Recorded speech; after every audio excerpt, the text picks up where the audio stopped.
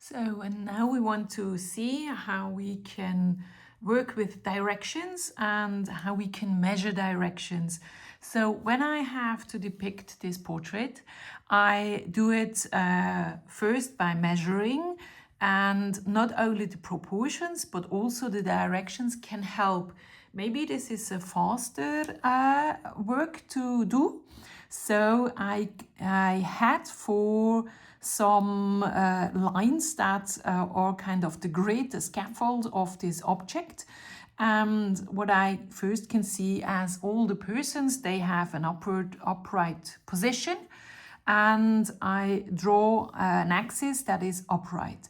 But as you can see here in the image, the axis here is upright in the body, but the head is a little bit tilted backwards. We can see this very easily. When we have a closer look at the nostrils, we can see the nostrils from down under. So this means that the head is a little bit tilted backwards, and it is tilted to the left because we see the nostril on the right side is larger than the nostril on the left side. So when I want to depict this, maybe I have overdrawn it a little bit so that you can see it more easily. This axis is not in the same axis as it is here, so I draw here another axis. So this means I draw this axis and I draw this axis so that you can see those are two different axes. And then even the shoulder, you can see the shoulder, maybe this Macintosh or whatever it is, this cape is a little bit fluffy, so drawn in the wind.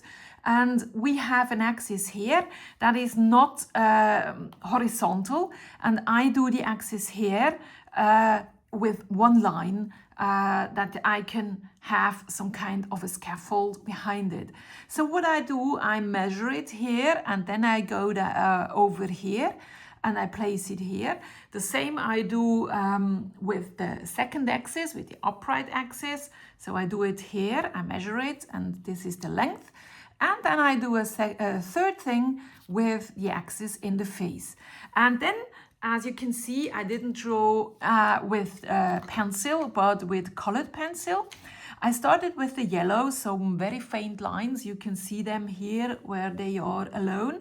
This helps me to prevent first mistakes when I start, because I always have wrong lines.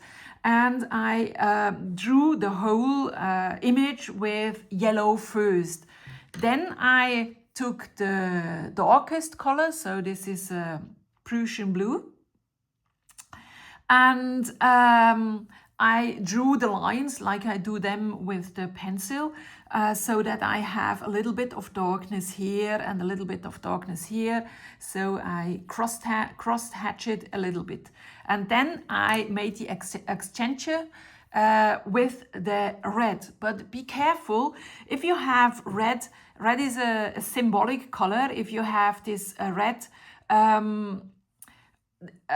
you can use it in the lips, because the lips are always red, so from the color that is the appearance color.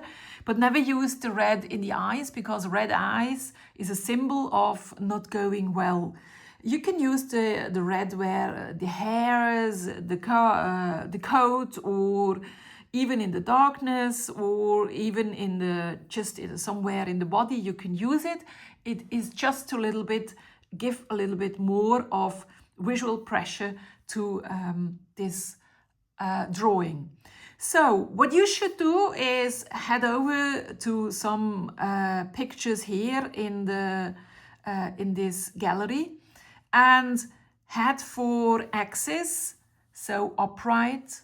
Here they are, it's tilted like this. The head again is a little bit tilted like this. Head for these proportions and for the directions of the body and face of the persons, and draw them 1:1 scale to your drawing paper. And yes, that's it. Happy sketching.